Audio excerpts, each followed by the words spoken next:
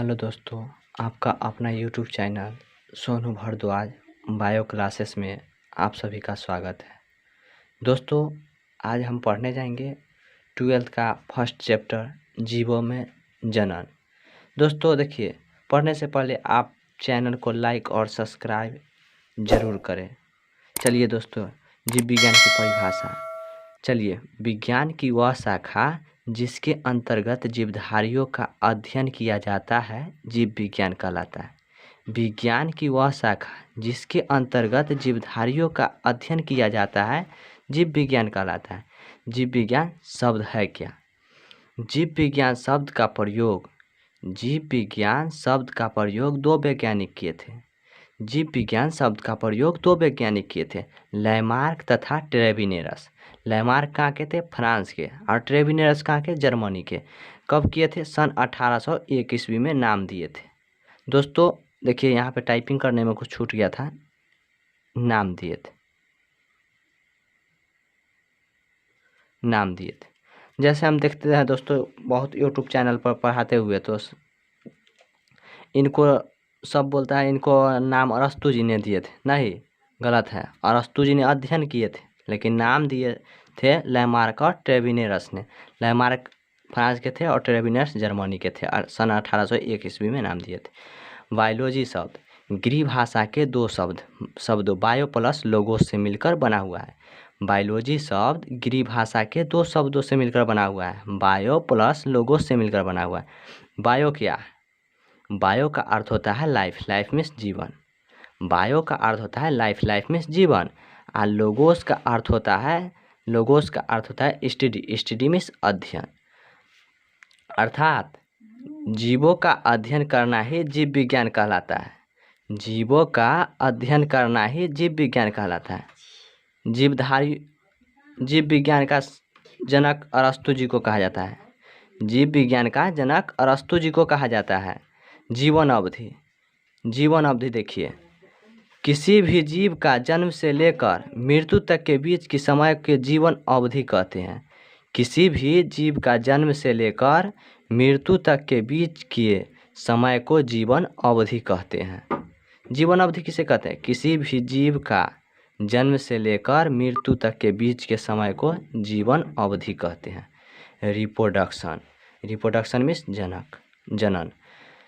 जनकों द्वारा संतान उत्पन्न करने की क्रिया को जनन कहते हैं। रिप्रोडक्शन किसे कहते हैं?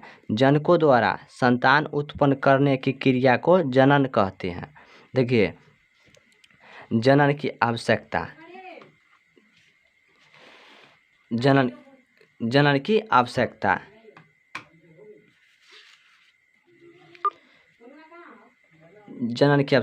जाति को निरंतरता बनाए रखने के लिए जनन की आवश्यकता पड़ी। और जाति में वृद्धि करने के लिए जनन की आवश्यकता पड़ी। और विभिन्नताओं के लिए जनन की आवश्यकता पड़ी। जनन के प्रकार जनन के मुख्यतः दो प्रकार होते हैं। कौन कौन? लैंगिक जनन और अलैंगिक जनन। दोस्तों, जनन के दो प्रकार होते हैं, लैंगिक जनन और अलैंगिक जनन। लैंगिक जनन क्या है? वह जनन क्रिया जिसमें दो जनक भाग लेते हैं उसे हम लैंगिक जनन कहते हैं। वह जनन क्रिया जिसमें दो जनक भाग लेते हैं उसे हम लैंगिक जनन कहते हैं।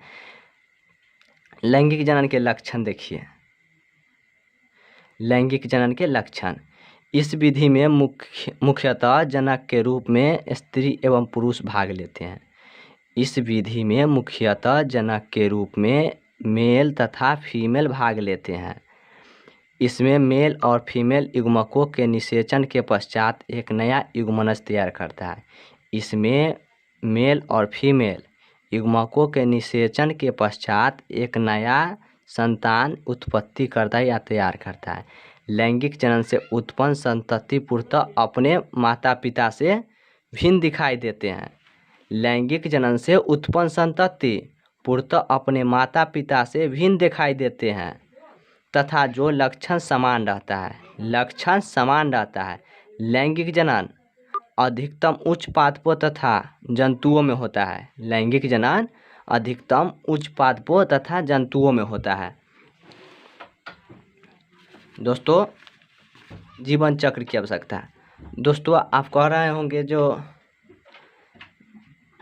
सर आप अलैंगिक जनन से जुड़े नहीं पढ़ाए, तो अलैंगिक जनन हम भाग 2 में पढ़ाएंगे।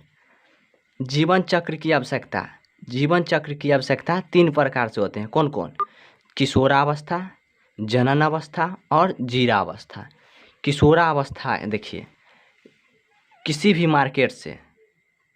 मार्केट से हम बीज लाए, उसे हम रोपे, उसी को हम किशोरावस्था कहते हैं। और जनन अवस्था देखिए, बीज जो रोपे उसमें से पौधा निकला, उसे हम जनन अवस्था कहते हैं। बीज में से पौधा जो निकला उसे हम जनन अवस्था कहते हैं। और जीरावस्था, जीरावस्था किसे कहते हैं? वह पौधा सूखने को कंगाल पर या मृत्यु होने को कंगाल पर पहुंच गया, उसे हम जीरावस्था कहते हैं। देखिए किशोरावस्था, देखिए किशोरावस्था, जनन से पूर्व की अवस्था को किशोरावस्था कहते हैं। जनन से पूर्व की अवस्था को किशोरावस्था कहते हैं। इसमें किसी भी जीव की बहुत तेजी से वृद्धि होती है। इसमें किसी भी जीव की बहुत तेजी से वृद्धि होती है। इसी अवस्था में ही कायिक अवस्था कहा जाता है। पीवीआई देखिए, इसी अवस्था में ही कायिक अवस्था कहा जाता है। जनन अवस्था देखिए, किशोरावस्था में पढ़ लिए और जनन अवस्था पढ़ेंगे। देखिए दोस्तों, यह जीव को ऐसी अवस्था होती है, यह जीव को ऐसी अवस्था होती है जिसमें वह जनन क्रिया करने के लिए पूर्ण होता है और किसी प्रारंभिक काल को यौना अवस्था कहा जाता है। यह जीव को ऐसी अवस्था होती है जिसमें वह जनन क्रिया करने के लिए पूर्ण होता है और इसी प्रारंभिक काल को यौना अवस्था कहा जाता है। देखिए, और जीरावस्था आप देखेंगे, जनन के बाद की अवस्था को जीरावस्था कहते हैं। जनन के बाद की अवस्था को जीरावस्था कहते हैं, और कुछ समय बाद उसकी मृत्यु हो जाती है। कुछ समय बाद उस जीव को मृत्यु हो जाती है। पादपों की जीवन अवस्था। पादपों के जीवन अवस्था मुख्यतः 2 प्रकार से होते हैं।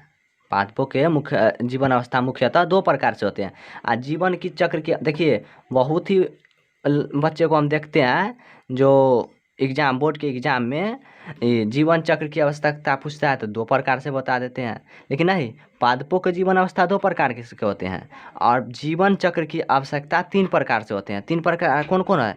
तीनों प्रकार है, किशोरावस्था और जनन अवस्था और जीरावस्था। जीवन चक्र की आवश्यकता 2 प्रकार से है, तो कौन कौन है? देखिए, देखते हैं आगे। देखिए, जीवन चक्र की आवश्यकता,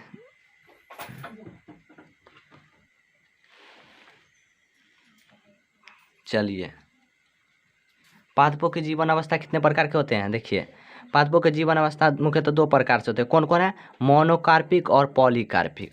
मोनोकार्पिक क्या है? यह पादप अपने जीवन काल में केवल एक बार पुष्प का धारण करता है। यह पादप अपने जीवन काल में केवल एक बार पुष्प का धारण करते हैं या फल उत्पन्न करते हैं, फिर इसके बाद इसकी मृत्यु हो जाती है। देखिए, मोनोकार्पिक क्या कर रहा है? यह पादप अपने जीवन काल में केवल एक ही बार पुष्प का धारण करता है या फल उत्पन्न करता है, फिर इसके बाद इसको मृत्यु हो जाती है। जैसे देखिए, गेहूँ, चना, धान, केला को तो आप सब लोग देखे होंगे दोस्तों। जैसे देखिए, केला एक बार फल उत्पन्न किया, उसके बाद उसकी मृत्यु हो जाती है। और पॉलीकार्पिक देखिए, यह बहुवर्षीय पादप होते हैं। यह बहुवर्षीय पादप होते हैं जो कि अपने जीवन काल में बार बार पुष्प का धारण करता है। यह बहुवर्षीय पादप होते हैं जो कि अपने जीवन काल में बार बार पुष्प का, देखिए क्या कर रहा है पॉलीकार्पिक में, यह बहुवर्षीय पादप होते हैं जो कि अपने जीवन काल में बार बार पुष्प का धारण करते रहते हैं और उसे पॉलीकार्पिक। मोनोकार्पिक क्या कर रहा है? यह पादप अपने जीवन काल में केवल एक बार पुष्प का धारण करता है। पॉलीकार्पिक यह बार बार पुष्प का धारण करता है। यह बहुवर्षीय पादप होते हैं जो कि अपने जीवन काल में बार बार पुष्प का धारण करते रहते हैं, उसे हम पॉलीकार्पिक कहते हैं। जैसे देखिए आम, अमरूद, अनार, सेब। आम अमरूद तो आप लोग देखे होंगे, अनार सेब सब देखे होंगे। आम को देखते हैं सालों साल फलता है, नहीं।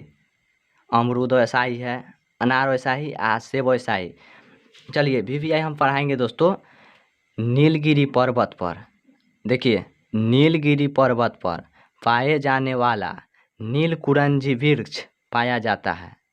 नीलगिरी पर्वत पर पाए जाने वाला नीलकुरंजी वृक्ष पाया जाता है जो अपने जीवन काल में एक ही बार पुष्प का धारण करता है, जो कि 12 वर्ष की समय लेता है। देखिए क्या कर रहा है, नीलगिरी पर्वत पर पाए जाने वाला नीलकुरंजी वृक्ष पाया जाता है जो अपने जीवन काल में एक ही बार पुष्प का धारण करता है, जो कि 12 वर्ष का समय लेता है। क्या कहता है, नीलगिरी पर्वत पर, कहाँ है नीलगिरी पर्वत पर, कौन वृक्ष है, नीलकुरंजी है। समय कितना है, एक बार पुष्प धारण करने में समय कितना, 12 वर्ष का समय लेता है। हाल ही में सन 2006 में खिला था। 2006 हाल ही में सन 2006 अक्टूबर महीना में खिला था। दोस्तों अब हम अलैंगिक जनन से जुड़े भाग 2 में पढ़ाएंगे। अगर आप चैनल को लाइक न किए होंगे, सब्सक्राइब न किए होंगे तो लाइक और सब्सक्राइब ज़रूर कर दीजिएगा, ताकि हम कोई भी वीडियो डालें तो आपको कोई दिक्कत ना हो।